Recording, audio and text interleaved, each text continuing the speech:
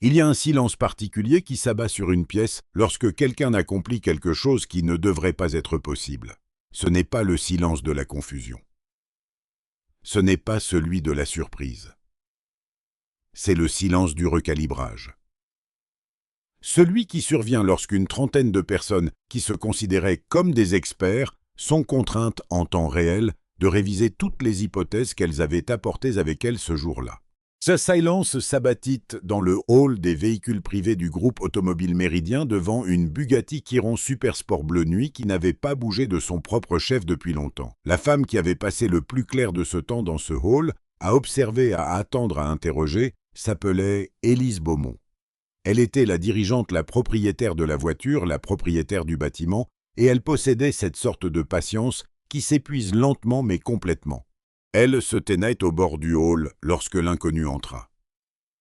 Il ne portait pas de chemise repassée. Il ne tenait pas de tablette de diagnostic. Il n'était arrivé dans aucun véhicule de société, n'avait signé aucun accord de confidentialité et n'avait été présenté à personne dans la pièce. Il était arrivé au volant d'un vieux pick-up Ford au rétroviseur fêlé, avec un dessin d'enfant représentant un chien collé sur le tableau de bord et un nom que personne dans ce bâtiment n'avait jamais entendu auparavant. Son nom était Antoine Morel. Il avait une trentaine d'années. Il disposait de 312 € sur son compte.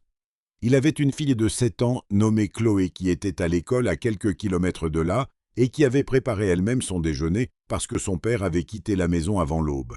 Il n'avait pas de rendez-vous. Il n'avait aucune accréditation sur lui. Il tenait un seul outil dans la main lorsqu'il pénétra dans ce hall, un simple tournevis plate qu'il transportait dans la poche de sa veste depuis bien avant que la propriétaire de la Bugatti n'ait appris à conduire. Élise Beaumont le regarda de la manière dont on regarde quelqu'un qui est entré dans la mauvaise pièce. Elle ne dit rien. Elle se tourna à nouveau vers la voiture, lui regarda la voiture pendant quelques minutes sans y toucher. Puis il s'accroupit près du passage de roue avant gauche, glissa le bras dans un espace que les consultations d'experts n'avaient jamais ciblé une seule fois. Il effectua 2 ajustements, se releva et demanda à quelqu'un d'essayer le contact.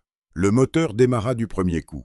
Il tourna au ralenti de façon nette, profonde, avec cette autorité qu'un moteur à 16 cylindres, développant plus de 1500 chevaux, produit lorsque tout à l'intérieur se trouve exactement à sa place.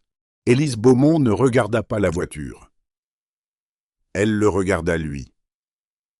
Elle passa devant Nicolas Bertrand, son responsable du service, devant le consultant venu d'Europe, devant les 2 techniciens qui avaient passé le plus clair de leur temps sur ce problème. Elle traversa directement le sol du hall jusqu'à l'homme qui se tenait près de l'arche de roue avant gauche, un tournevis à la main et de la graisse sur l'arrière de l'avant-bras, et elle dit « Qui êtes-vous » Élise Beaumont n'avait pas prévu de passer autant de temps dans ce hall. Elle n'avait pas prévu d'y être du tout au début, pas debout sur le sol, pas à observer, pas impliquée au niveau opérationnel. Elle possédait une voiture entretenue par des professionnels dans un établissement qui lui appartenait. Elle était censée démarrer. Lorsqu'elle ne démarra pas, elle fit ce qu'elle faisait toujours. Lorsqu'une situation ne répondait pas à ses attentes, elle resta près d'elle.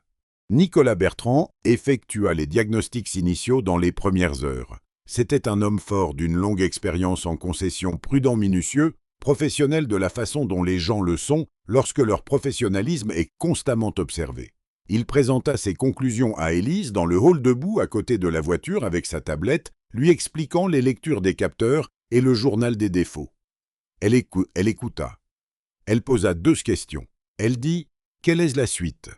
Il appela la ligne de support technique de Bugatti.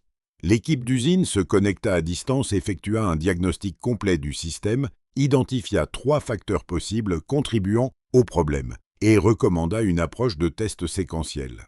Élise se tenait au bord du hall et observait. L'équipe de Nicolas suivit le protocole avec précision. Ils s'occupèrent du premier facteur. Rien ne changea. Ils s'occupèrent du deuxième. Rien ne changea. Ils s'occupèrent du troisième. La voiture resta dans le même silence. Élise dit à personne en particulier. C'était le début. Elle revint le lendemain et le jour suivant. Pas toute la journée, elle avait une entreprise à diriger, des appels, des réunions et un directeur financier qui avait besoin de décisions. Mais elle retournait au hall chaque après-midi, se tenait au bord, regardait la voiture et demandait à Nicolas une seule question : où en sommes-nous ? Puis un spécialiste arriva. Il avait été fait venir par un cabinet technique tiers respecté. Il fut présenté à Élise dans le hall avec cette confiance professionnelle particulière d'un homme qui a déjà résolu des problèmes difficiles et s'attend à résoudre celui-ci. Elle lui serra la main. Elle dit qu'il fallait que ça démarre d'ici la fin de la semaine. Il répondit que ce ne serait pas un problème. Il passa du temps avec la voiture. Il remplaça 2 capteurs. Il recalibra le système de gestion du moteur. Il se tint devant Élise et déclara être confiant que le problème était résolu. Elle dit « Voyons ». Le technicien essaya le contact. Le moteur tourna 2 fois puis s'arrêta. Le silence qui suivit était différent de celui d'avant. Il avait du poids.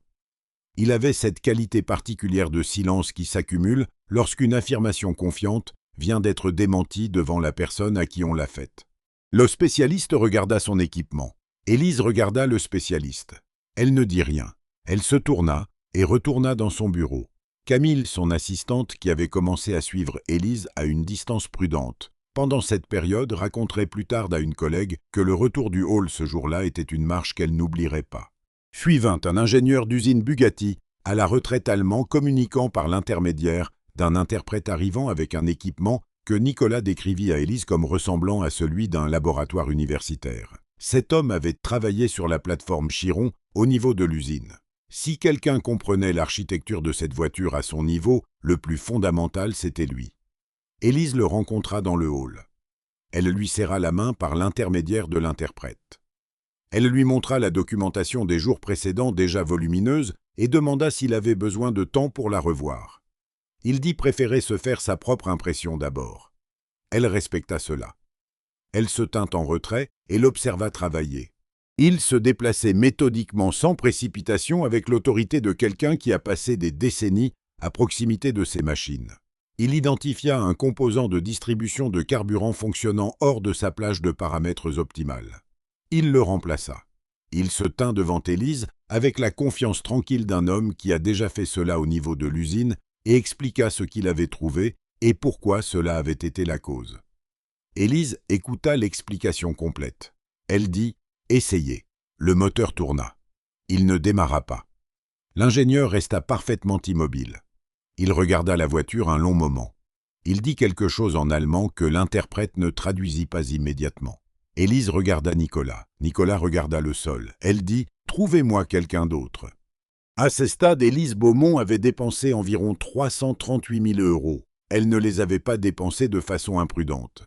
Elle les avait dépensés de la façon dont une personne dépense de l'argent lorsqu'elle a éliminé toutes les options bon marché et travaille systématiquement à travers les options coûteuses. Chaque spécialiste était accrédité. Chaque intervention était logique. Chaque échec était documenté. Elle s'assit dans son bureau et regarda le flux du moniteur du hall des véhicules, une petite fenêtre dans le coin de son second écran qu'elle n'avait pas fermé depuis longtemps, et dit à Camille d'un ton parfaitement égal. « Je veux que ce soit résolu d'ici la fin de la semaine. Je me moque de ce que cela coûte. Je veux que cela cesse. » Camille transmit le message à Nicolas. Nicolas publia dans plusieurs forums de spécialistes. Il contacta d'autres cabinets. Il joignit des collectionneurs privés ayant des relations d'usine en France. Il envoya un dossier technique détaillé à un cabinet d'ingénierie motorsport à Londres. D'autres spécialistes arrivèrent. Élise était dans le hall pour chacun d'eux. Elle se tenait à sa place habituelle, au bord les bras détendus observant. Elle posait à chacun la même question qu'elle avait posée à tous les spécialistes avant eux. « Que voyez-vous » Les réponses étaient indifférentes. Les résultats étaient les mêmes. À un moment, Élise cessa de poser des questions de suivi. Elle laissait les spécialistes expliquer. Elle les regardait travailler. Elle regardait les tentatives de démarrage. Elle regardait le silence après chacune. Un jour, Nicolas accepta un appel d'un homme nommé Olivier Durand qui dirigeait un petit atelier indépendant à Lyon que Nicolas avait utilisé une fois pour une question d'approvisionnement sur un composant rare. Olivier avait vu le message de Nicolas sur le forum. Olivier dit qu'il connaissait quelqu'un, le meilleur esprit diagnostique avec lequel il avait jamais travaillé sur des véhicules de performance européens. Il pouvait être là le lendemain. Nicolas demanda des références. Olivier dit « Et votre voiture démarrera ». Nicolas fit une pause. Il pensa aux jours de référence et de documentation et de protocoles séquentiels et aux 338 000 € et à une voiture qui restait dans exactement le même silence depuis le début. Il dit « Dites-lui d'être là de bonne heure ». Il n'en parla pas à Élise. Il nota un spécialiste supplémentaire dans le journal et s'en tint là. Élise arriva au hall le lendemain matin comme elle l'avait fait chaque matin de bonne heure. Elle ne savait rien d'Antoine Morel. Avant de voir ce qui se passa ensuite, il faut comprendre d'où venait Antoine Morel. Parce que les quelques minutes dans ce hall n'avaient pas commencé le matin où il franchit la porte. Elles avaient commencé bien plus tôt dans un garage à Lyon avec un homme nommé Raymond Morel, qui croyait que la chose la plus importante que l'on puisse enseigner à un enfant à propos des moteurs n'était pas comment les réparer, mais comment les écouter. Raymond ouvrit son atelier de réparation indépendant à Lyon il y a des années. Ce n'était pas un homme formellement éduqué, pas d'université, pas de certification professionnelle, pas d'apprentissage en concession. Ce que Raymond avait fait dès l'adolescence, c'était passer toutes les heures disponibles de sa vie à proximité des moteurs, avec cette attention soutenue que les programmes formels ne peuvent fabriquer. Au moment où il ouvrit son atelier, Raymond avait accumulé des décennies d'instinct mécanique qui opéraient en dessous du niveau de la pensée consciente. Il ne diagnostiquait pas les problèmes en parcourant des listes de contrôle. Il les diagnostiquait de la façon dont un médecin, avec une longue pratique diagnostique, un patient, dans les premières secondes, d'un rendez-vous par reconnaissance de motifs si profondes qu'elle ne semblait plus de la pensée. Cela semblait de la connaissance. 4 emplacements, 3 chaises en plastique, une cafetière qui produisait un café que Raymond lui-même décrivait comme techniquement légal. Il ne faisait pas de publicité. Il n'en avait pas besoin. Dans un quartier où les gens conduisaient des véhicules plus anciens parce qu'ils le devaient, et où une facture de réparation pouvait déterminer si une famille mangeait normalement cette semaine-là. Raymond Morel avait une réputation bâtie sur 2 choses. Il réparait ce que d'autres ateliers disaient ne pas pouvoir être réparé et il facturait ce que les gens pouvaient réellement payer. Il avait une règle énoncée sans exception à chaque client. Je vous dirai exactement ce qui ne va pas. Je vous dirai exactement ce que cela coûtera et je ne vous dirai pas que cela nécessite quelque chose dont cela n'a pas besoin. Pendant toutes les années de fonctionnement, Raymond Morel ne viola jamais cette règle une seule fois. Antoine grandit à l'intérieur de cet atelier de la façon dont son père avait grandi à l'intérieur du garage de son propre père. Non pas en tant que visiteur, en tant que participant. Raymond mit une clé dans la main de son fils dès son plus jeune âge, non pas pour lui enseigner une compétence, mais pour lui enseigner l'habitude de l'engagement, l'habitude de placer ses mains sur quelque chose et de le ressentir plutôt que de se tenir à l'extérieur et d'observer.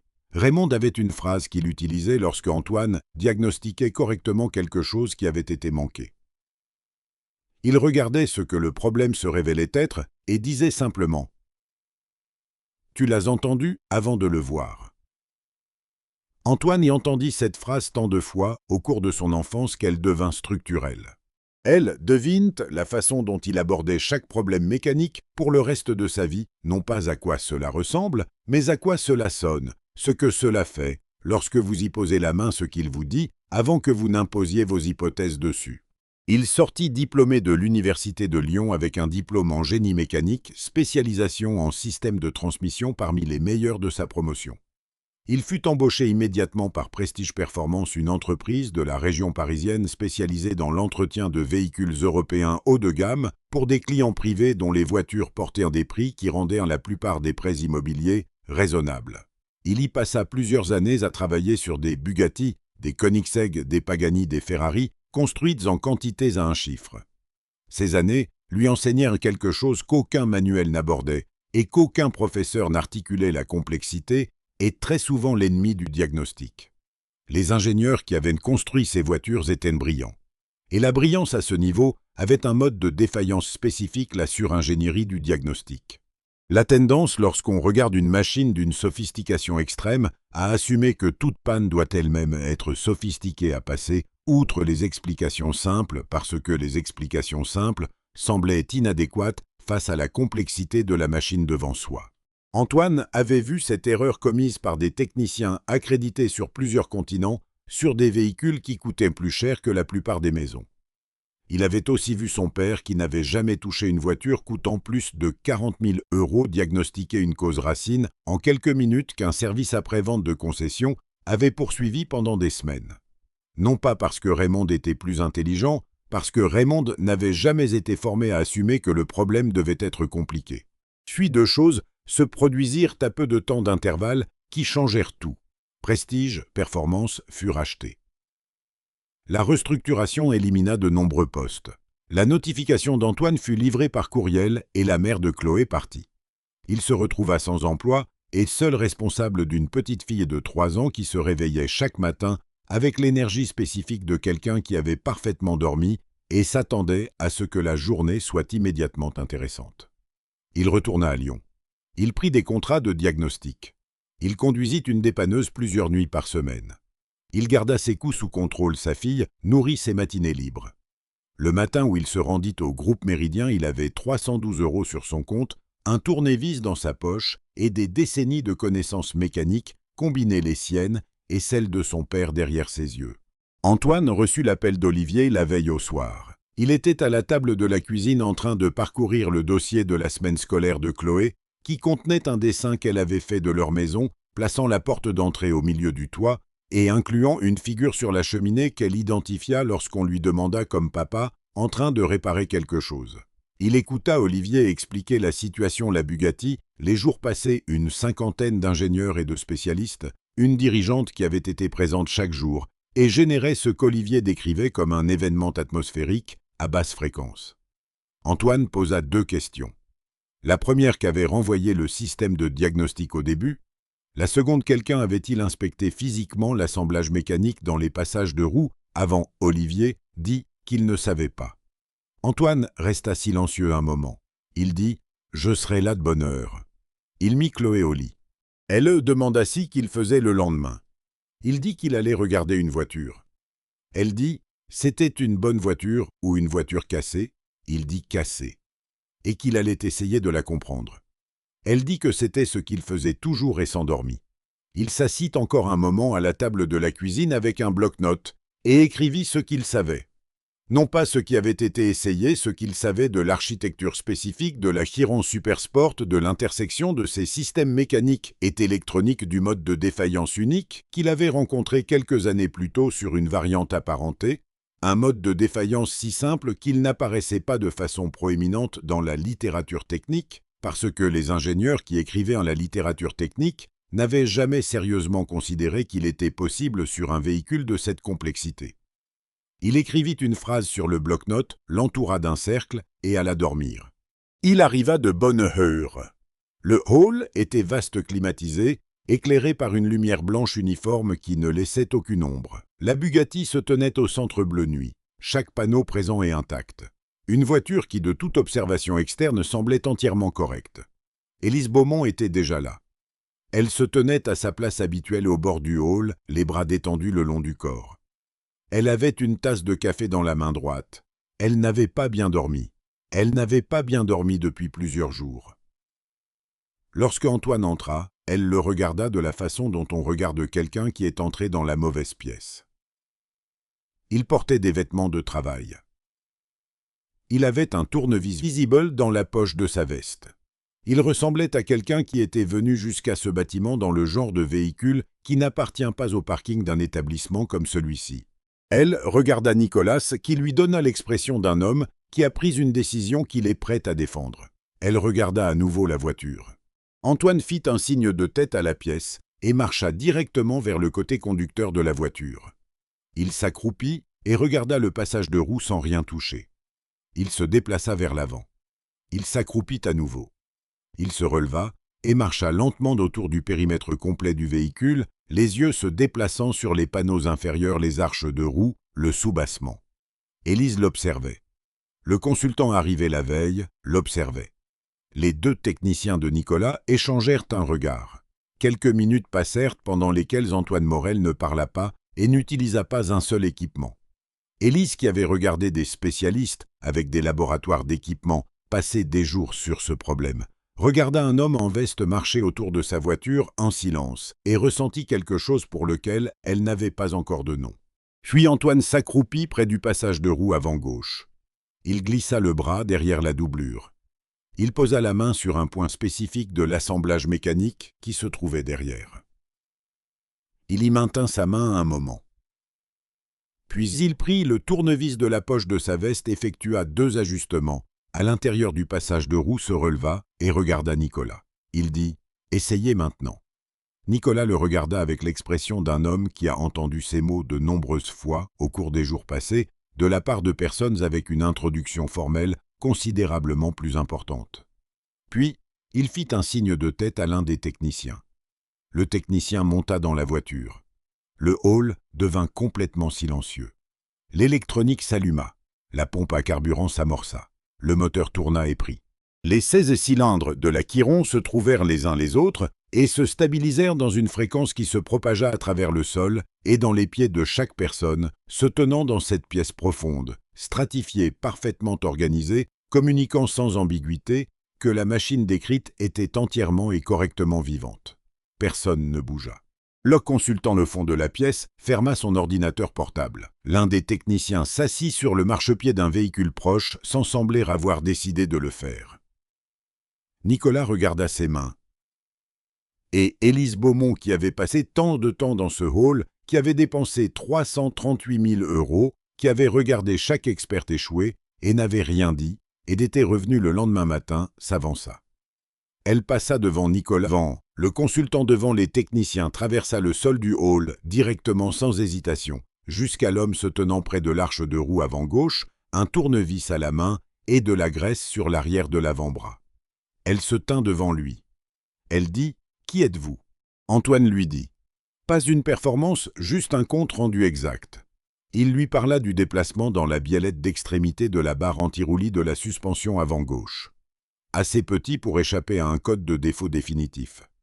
Assez grand pour mettre une contrainte latérale sur une conduite de frein qui passait à proximité. Assez de contraintes pour causer des micro-interruptions intermittentes dans le signal du capteur de pression de frein. Et le système de gestion du moteur de la Chiron, conçu avec la précision paranoïaque d'une voiture qui produit 1578 chevaux, était programmé pour empêcher le démarrage s'il recevait un signal irrégulier de ce capteur pendant la séquence de démarrage. Il lisait un défaut qui n'était pas un défaut dans le système de freinage. C'était un désalignement mécanique créant un faux signal électronique. Élise écouta tout cela. Lorsqu'il eut fini, elle dit « Pourquoi personne d'autre n'a trouvé cela ?» Antoine fit une pause d'1 seconde. Il dit « Parce que la voiture coûte 3 900 000 €. Alors tout le monde cherchait un problème à 3 900 000 €. La pièce était toujours silencieuse. Élise ne répondit pas immédiatement. Elle digérait non pas les mots, elle avait compris les mots, mais leur poids. Les jours, une 50aine de spécialistes. 338 000 €. Une biellette d'extrémité de barre anti-roulis, un tournevis, quelques minutes. Elle demanda depuis combien de temps il était dans le bâtiment. Il lui dit environ 22 minutes. Elle le regarda un long moment. Puis elle dit « Venez dans mon bureau ». Elle ne regarda pas Nicolas. Elle ne s'adressa pas au consultant ni au technicien. Elle se tourna et marcha vers le couloir de liaison. Antoine Morel la suivit. La Bugatti continua de tourner derrière eux, avec l'autorité profonde et nette d'un moteur qui avait été compris.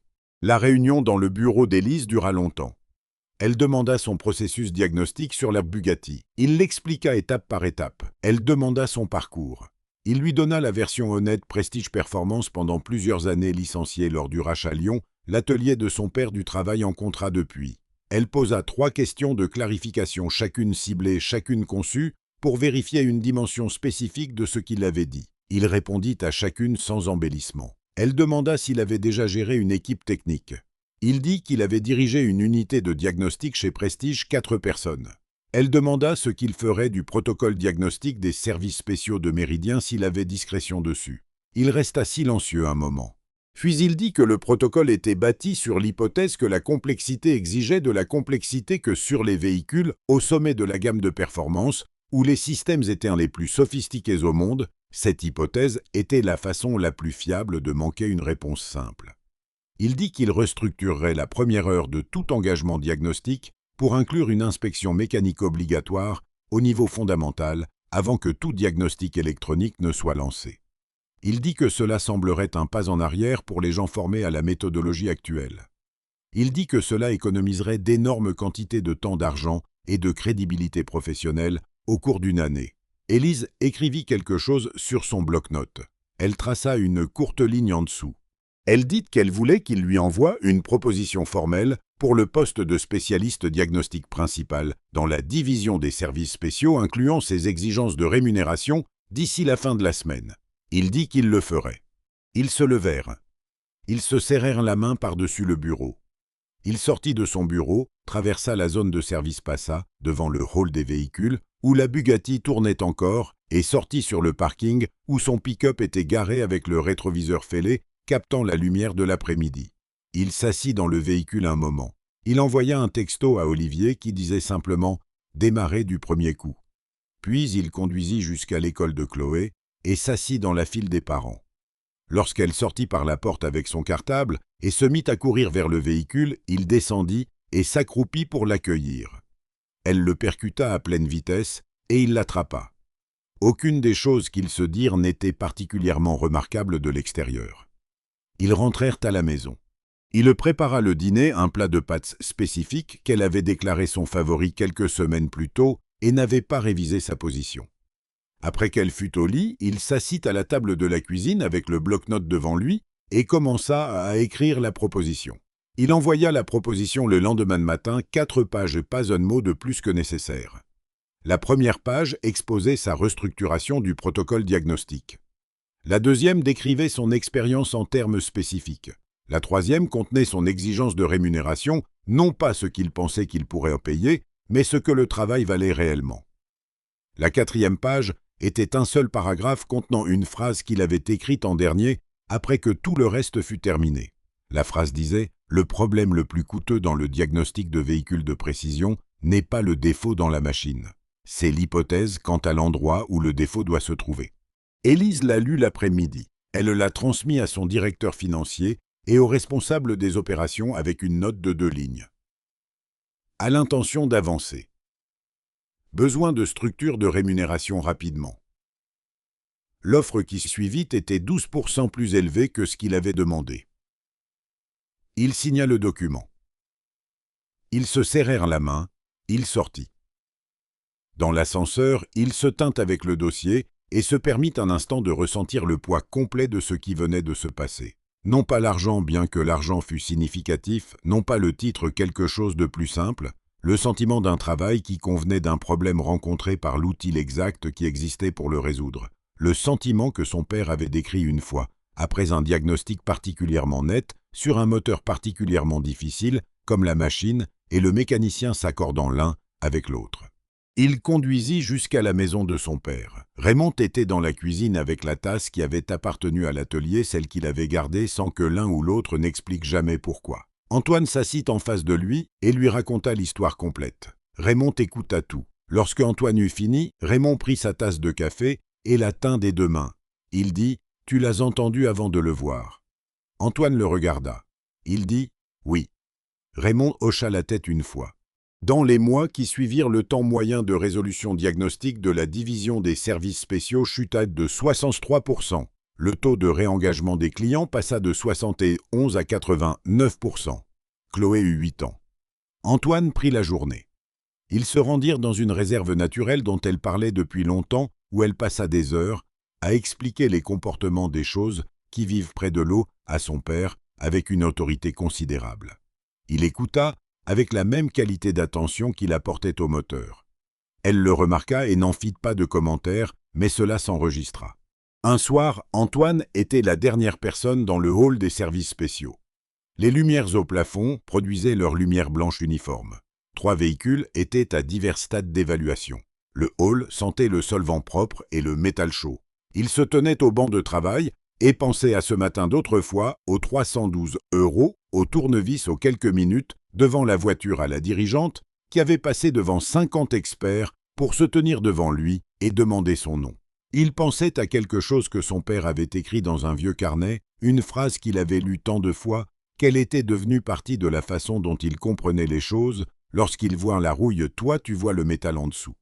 Il pensait à ce que cela signifiait au niveau d'une voiture de 3 900 000 €, au niveau d'un protocole, au niveau d'un homme se tenant dans une pièce pleine d'experts accrédités, avec un tournevis dans sa poche et une fille de 7 ans à l'école qui avait préparé elle-même son déjeuner. Cela signifiait la même chose que cela avait toujours signifié. La valeur n'était pas là où les gens la cherchaient. Elle était en dessous. Elle était dans la capacité de poser ses mains sur quelque chose que tout le monde avait évalué à distance et de ressentir ce qu'il disait réellement, plutôt que ce que l'on avait décidé qu'il devait dire. Antoine prit son stylo et termina la documentation. Il éteignit les lumières du hall. Il conduisit jusqu'à la maison de son père. Chloé dormait sur le canapé, les chaussures encore aux pieds, parce qu'elle s'était endormie avant que quiconque ait pensé à les enlever. Raymond était dans son fauteuil avec la télévision allumée à bas volume. Antoine s'assit. Après un moment, Raymond dit sans détourner le regard de l'écran, « Tu sais la différence entre un homme qui sait comment réparer les choses et un homme qui sait comment les voir. » Antoine attendit. Raymond dit, « L'un d'eux a besoin que la voiture soit cassée d'abord. » Dehors, l'air était froid et la rue était calme. Antoine Morel s'assit dans le fauteuil de son père dans la maison de son père et pensa à une Bugatti qui n'avait pas démarré pendant des jours et à un tournevis qui était dans sa veste depuis bien avant que la propriétaire de la Bugatti n'ait appris à conduire, et au silence particulier qui s'abat sur une pièce lorsque quelqu'un accomplit quelque chose qui ne devrait pas être possible et pensa que c'était possible. Cela avait toujours été possible. Ils avaient juste regardé au mauvais endroit. Si cette histoire a touché votre cœur, laissez un commentaire pour partager ce qu'elle vous a fait ressentir. Dites-nous qui dans votre quotidien mérite enfin d'être regardé avec respect. Et si vous souhaitez continuer à recevoir des récits qui éveillent l'âme et rappellent ce qui compte vraiment, abonnez-vous dès maintenant à la chaîne. Votre soutien permet à ces messages de voyager plus loin et de toucher encore plus de cœurs. Ensemble, apprenons à voir vraiment.